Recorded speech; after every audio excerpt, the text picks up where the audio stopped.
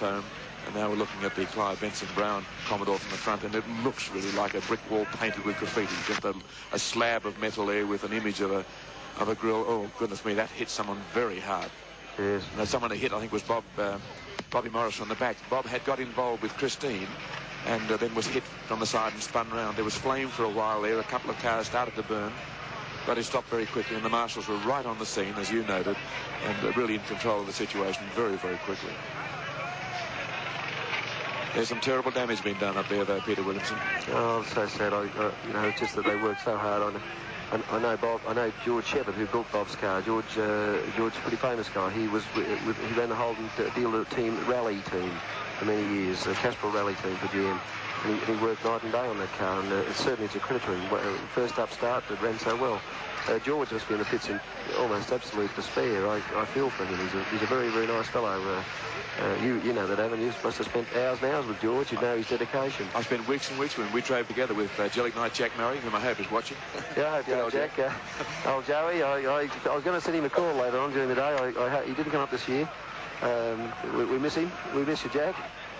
He's probably sitting up there eating away on a pie or a cake or something. We're watching now the side of Christine Gibson's car, where it was hit very hard. You see the broken wheel and the big indentation, and it'll be carried straight along the back of the Gemini, which is demolished. A lot of fuel will have come from the tank, even with the safety fuel tanks. There's been a lot of spillage of fuel there.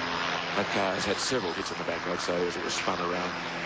But I must confess that I was very concerned for Christine Gibson, because we could see her car there with some very severe-looking marks on the side of the car.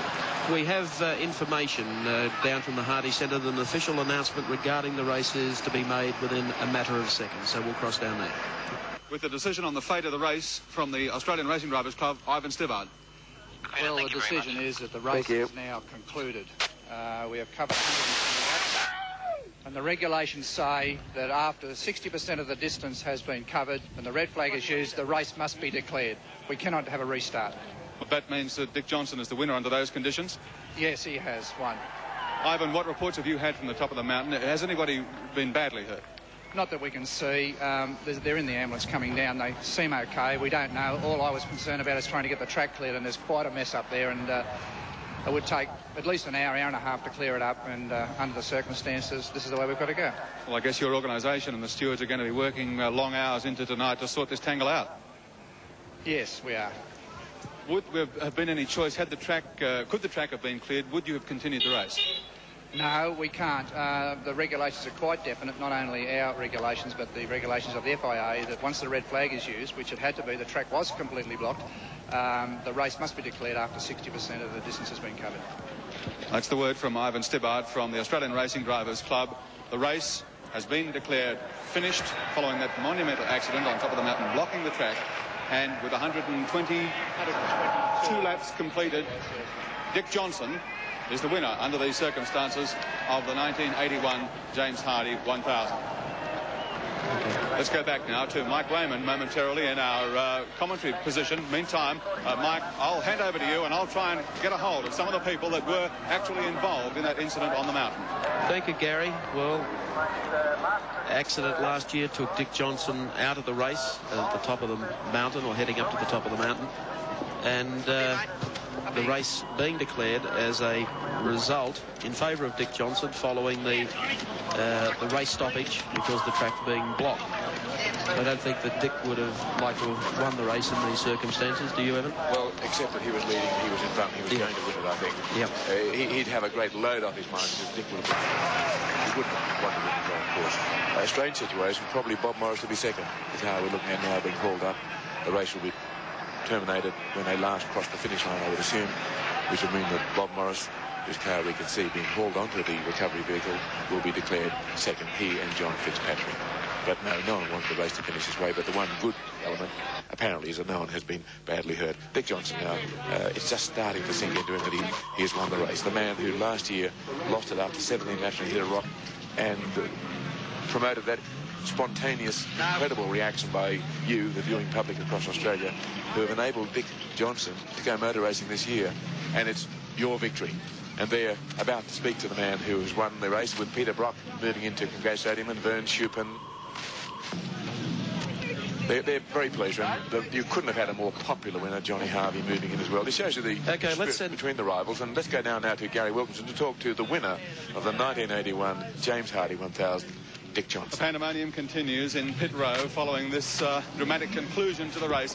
And the declaration, you probably heard the shout when the words were declared by Ivan Stibbard that the race had been officially declared finished and that Dick Johnson was the winner. Dick? A hell of a way to win a race. We got our names right for once, hey? A hell of a way to win a race, but you were front running at the time, and I guess that's what counts. Well, the car was looking really well, so who knows, you know, anything can go wrong, I know that, but it's a bad way to finish a race. It's very unlucky for the other guys that were involved in the incident up there. Yep. And just for the whole scene, you know, it's one hell of a shame. Jill, it must be a horrendous situation for wives in these circumstances, and Dick was not involved, but I mean, it must flash through your mind for one awful moment. It sure does, Gary, it sure does, but today was his day. Thank heavens for that. Australian Touring Car Champion and King of the Mountain, Dick Johnson, and a just reward despite the circumstances after last year's effort. Gary, I'd just like to say thanks very much to all those people in Australia who last year supported us, because I feel sure that if we had the right chance, we could do something with it. And I'm just thankful we have, because now I feel as though I've done justice to all those people that have helped us. An emotionally draining experience, even though Dick Johnson wasn't involved in that smash-up.